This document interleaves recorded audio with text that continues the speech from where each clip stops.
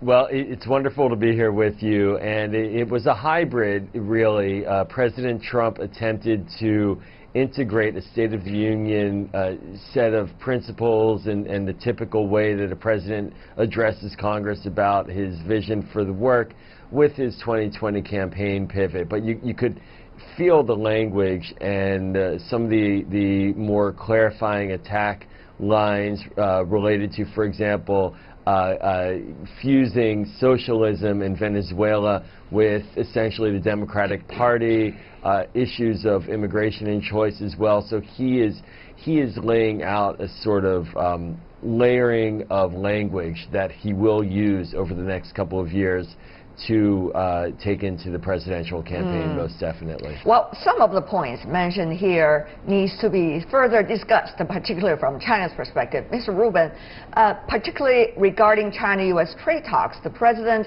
was talking about some of the principles for the purpose of this trade talk. He talked about cutting the deficit, talk about creating American jobs, talking also about so-called structural changes. How do you see these three purposes being mentioned by the president, and how are recent discussions between the two sides related to these principles he is trying to illustrate, at least from the U.S. perspective? Yeah, it's a wonderful question, and thinking about it from a policy perspective, first and foremost, the president doesn't have to really argue too much about the challenge of China and trade with the American people. Both parties, and this goes back multiple years, both parties have concerns about the trade relationship. But where the departure is, and this gets into the political realm, is that his measures, a trade war, for example, these high tariffs, they're having a real impact on American workers, American farms. They are costing Americans more for the products, and it's not clear that they're going to be effective. And it's harming relations with China when we have multiple issues that we have to deal with. And so the politics from a Democratic perspective are interesting because President Trump didn't talk about the impact of this trade war on the American people, nor did he talk about, frankly, the shutdown and its impact either. He glossed over that, but that's real, and Democrats are going to talk about that and run on that. And I think it's also worth mentioning there's a deep suspicion here of the president's capacity to negotiate.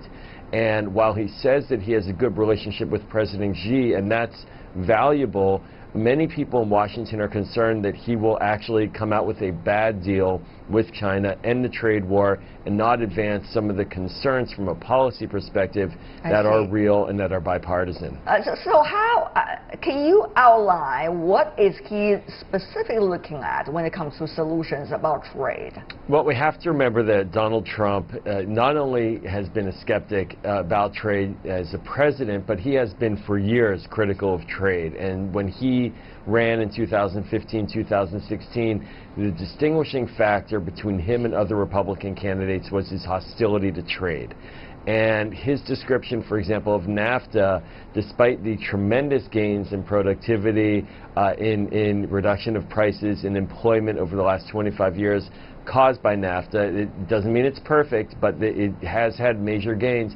Despite that, he calls it a disaster, and he renegotiated a trade deal with Mexico that essentially is just NAFTA with a little bit more. So the president is hostile to trade.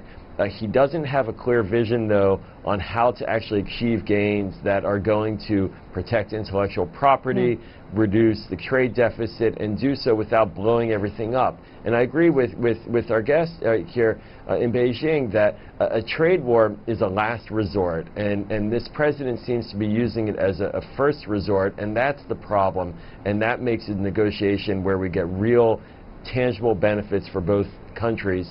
That makes it much harder. We can't avoid China in the global marketplace, and we need to figure out how to get the rules of the road right.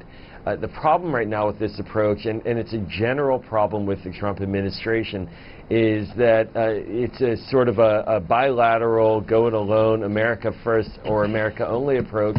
And we need to engage regionally, we need to engage in multilateral fora, and we need to engage in the trade dialogue that is inclusive, not one that's pushing China away.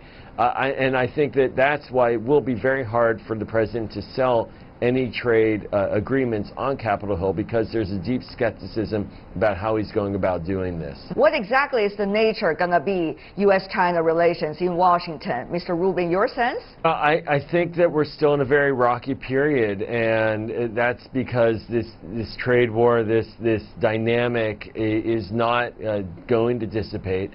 There are questions about China's role in national security issues in the South China Sea. It hovers just under the surface related to Taiwan.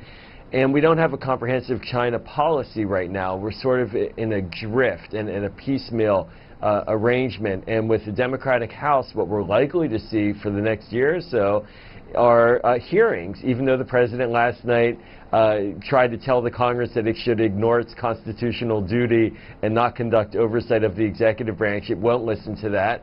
And there will be significant hearings, and those will be very difficult for Chinese ears to hear, because you will see a lot of criticism of President Trump. But under the surface, everyone understands we need to get this relationship right. There's just a lot of concern right now about how it's being executed.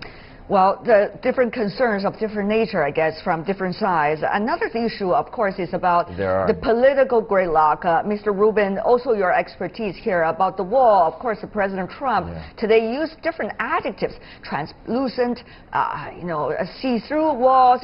These are very interesting adjectives that calls on a lot of imagination from both parties as to what kind of wall is this going to be, how long it will be like, and what is likely to be built over there on the border, and will that appeal sitting on the fences, as they say, literally this time? Mr. Rubin. Well, the president could have called for a cellophane wall that no one would be able to see, and Democrats would still oppose it. At this stage, Democrats have zero appetite for any wall, and you could feel the president trying any angle he could to speak past the Democrats and get the American people on board with this idea. But it's not popular. He's losing in the polls on it. His framing about the need for a wall as something to block people from Mexico coming in is perceived by Democrats and the majority of the country as very hostile to our southern neighbors, and the net result is that Democrats aren't going to support it. He won't have the votes. He's going to have to look for other ways to do it, and Republicans in the Senate are very concerned about him declaring a national emergency for many legitimate reasons, including their fear that a president will do that in the future, maybe on gun control or climate change. Of course. So he's in a box, he knows it, and he's trying to keep his base together, but they're not happy with his performance either. Yeah, thank you. The intelligence community last week assessed that North Korea is not planning to give up its nuclear weapons. President Trump is walking into a situation where he will have a second summit potentially without that, and that's a dangerous spot. And the cynicism is high. He wants something so much, but he doesn't have a plan for how to get a deal with North Korea that actually secures a denuclearization process, and that's the big concern here. No one wants war with North Korea. He pointed out yesterday he prevented a war by being elected. That's unprovable and unlikely. But what we want is a real legitimate process that we can all have confidence in, including our intelligence community. Right. Joe Rubin, Gao Zhikai, thank you so much, gentlemen, for joining us.